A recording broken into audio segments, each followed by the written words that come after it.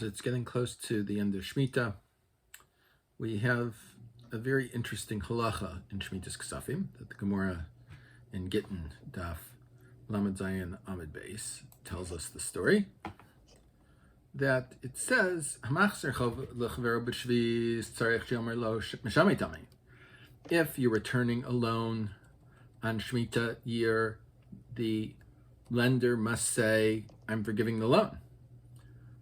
Ve'im amar lo, and if the borrower would say, "Afal pi ken," even so, יקבל ממנו, the lender should receive the money from him. שנאמר, as it says, this is the matter of the Shmita. This is literally the word of the Shmita, meaning he has to say he's forgiven the loan. Amar Rabba, Rabba says, "Vatali le ad amar hachi," and we hang him up until he says this. Is this the lender or the borrower? We'll see in a minute.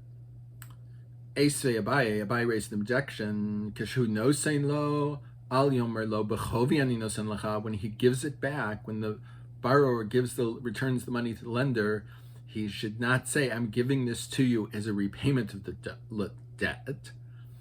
Ela yomer lo shalihan. This is my money.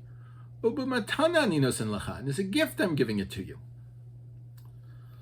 Amar le, and he said to him, "Tali le nami ada amar hachi," and we also hang him up until he says this.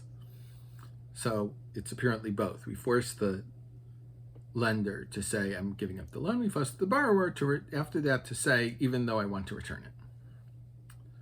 Abba bar Marsa, dehave Abba bar meniumei, have masic be rabba zuzay. Abba bar Marsa, that was also known as, or who was really Abba bar meniumei, borrowed money from Rabba. Isnaihu nihile b'shvi'is. He came to return it during the Shmita year, or as Rashi says, immediately after the Shmita year, according to Rashi. It could be during the Shmita year.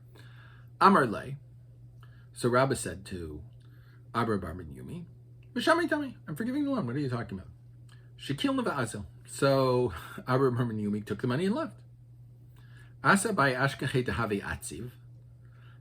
Abiy came and found Rabba, who was his uncle, his adopted father, and his Rebbe, who was upset. Amar le, ama atziv bar. Why is the master upset? Amar le, he said, "Hachi havi masi." This is what happened. Azal ykabel. So Abiy went to Abba bar meniumei. Amar le, amtit le zuzay lamar. Did you bring the master the money? Amar le, he said, "Yeah, of course I did." Amar le, ma amar lach. He said, "What did he say to you?" He said to me, meaning Abba bar meniumei is responding to Abiy, that Rabba said to me, "I'm forgiving the loan." Amar le v'amarta le afal pi ken. And did you tell Rabba, even though I want to return the money, or I want to give you a gift of this money? Amar le, no, I didn't say anything. Amar le v'amart le afal pi ken havi shekil minach. And if you would have said that, he would have taken the money from you. Meaning you should go back and return the money to him. I don't know if that's what happened. The Gemara doesn't say any more than this. The Ritva says an interesting thing in his Chidushim. It says, Elagaver Rabba Ihu, that Abba bar meniumei was a very powerful, influential, wealthy person. V'haya machzir chov l'Rabba, mishum dekaimelan machzir chov לחבירו בשביעית, ruach chachamim nocha menu. And he wanted to return the debt because it says anyone who returns the debt after the Shmita year, the spirit of the Chachamim is happy with him. Amar lo Rabba mishamitani, and when Rabba said, "I'm forgiving the loan," Haya savar Abba bar Marsa tu lo yikablem. Abba bar Marsa thought he's not going to accept it. Even though I'm supposed to, the Chachamim want me to return it, he doesn't want to receive it. He wants to be machmir on the din of Shmita and not receive the money from me. She'ilu haya dea de'im yomer lo afal pi ken yikablem mimenu haya omer afal pi ken. Because if Abba bar meniumei would have known that if he said, "Even so I want to give it to you," that he would have received it, he would have said it.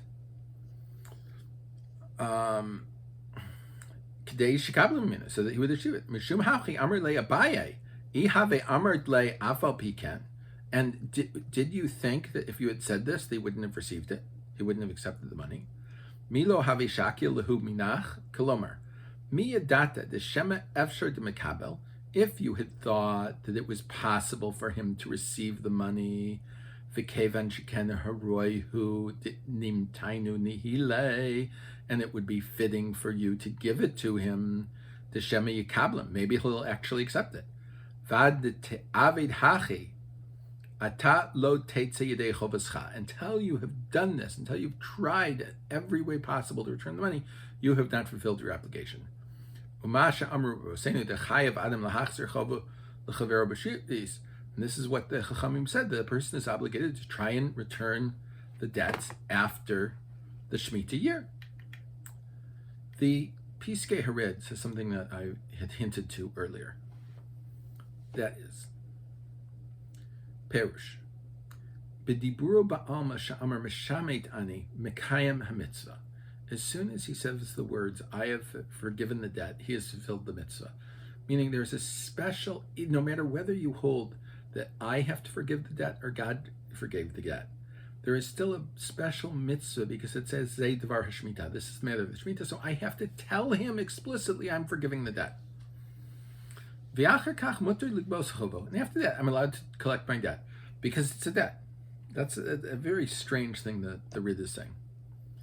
Vatali le ad da'amar hachi, and in fact we force both of the parties to fulfill their part in this conversation. Perish. Kevan shekayim mitzvah va'amar mishamedami. That is to say, once he has fulfilled his mitzvah by saying, I have forgiven the debt, Rishai lakofo ad sheyachzor v'yitnim lo.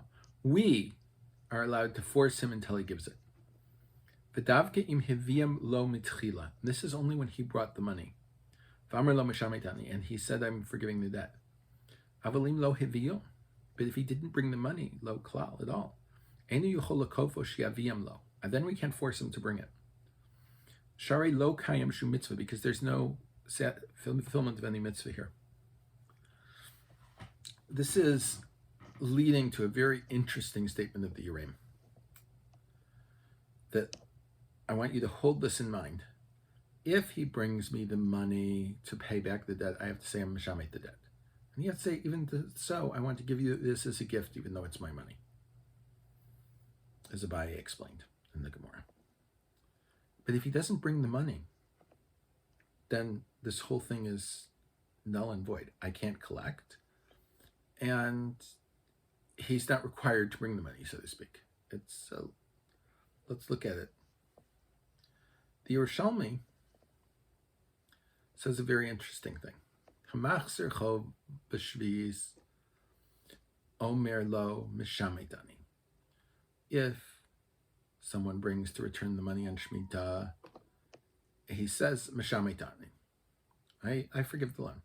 Rav Amar b'safa rafa, you say it in a low voice. V'yamin pashuta l'kabel, and my right hand is reached out to take the money anyway. The Yafe Einayim, which is a commentary on Gitin, which brings various things in the Yerushalmi, brings the Pnei Moshe, and he says, the Mefarish, K'sha'amar b'masnisin sham hamachzir ho b'shvi'is ruach hacham nocha hameni. Hainu shiomar aval biken. This is to fulfill what it says, that when you pay back a debt on Shvi'is, the spirit of the Chachamim is happy with you. And that is that you should say, I'm returning the debt. Now, the Ram says it explains this in a very interesting way. And he explains as follows, that there are two real possibilities here. It could be the person's a wealthy person and he needs money to tide him over or for a business project or something, and he really can afford to pay this loan back. It's not going to hurt him in any way.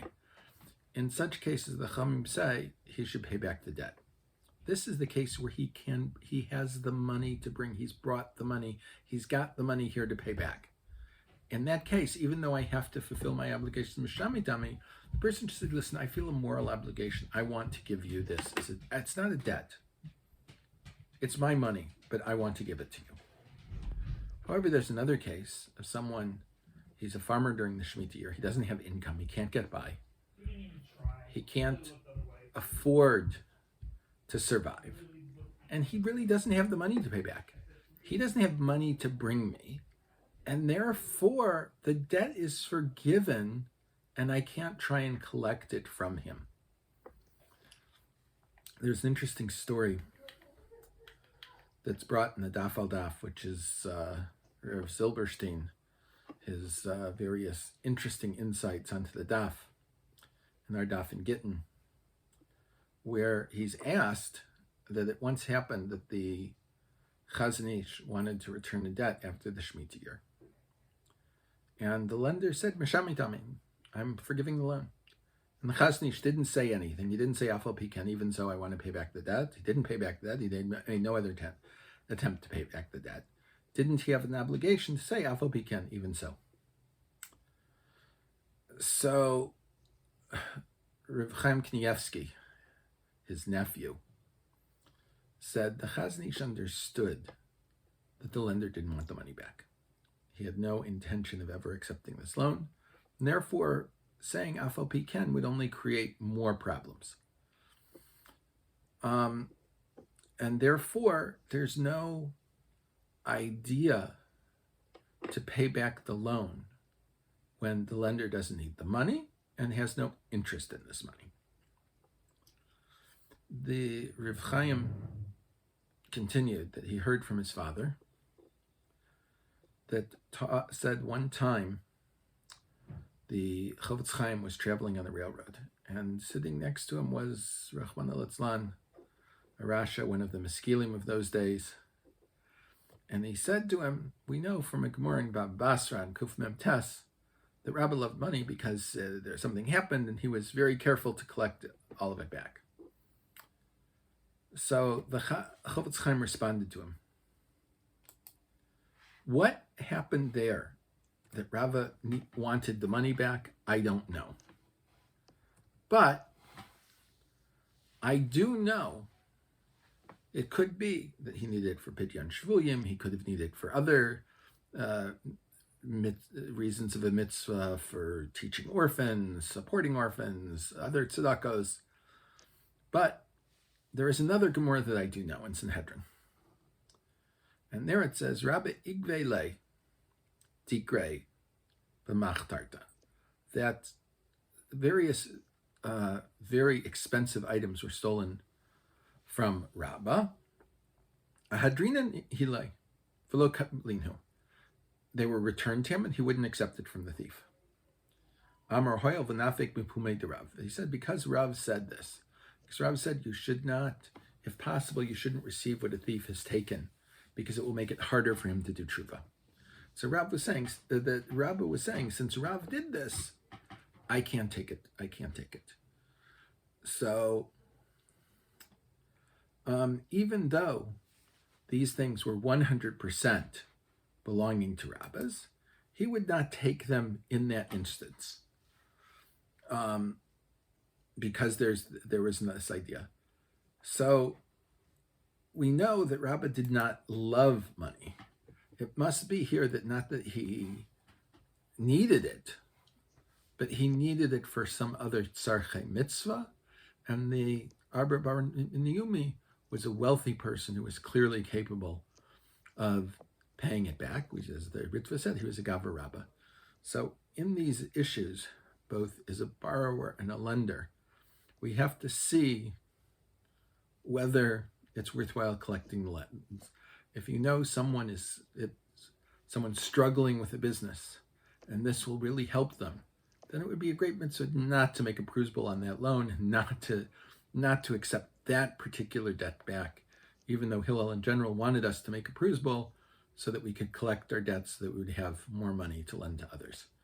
Everyone should have a wonderful end of the Shmita year and a wonderful 8th year coming, haba aleinu l'tova.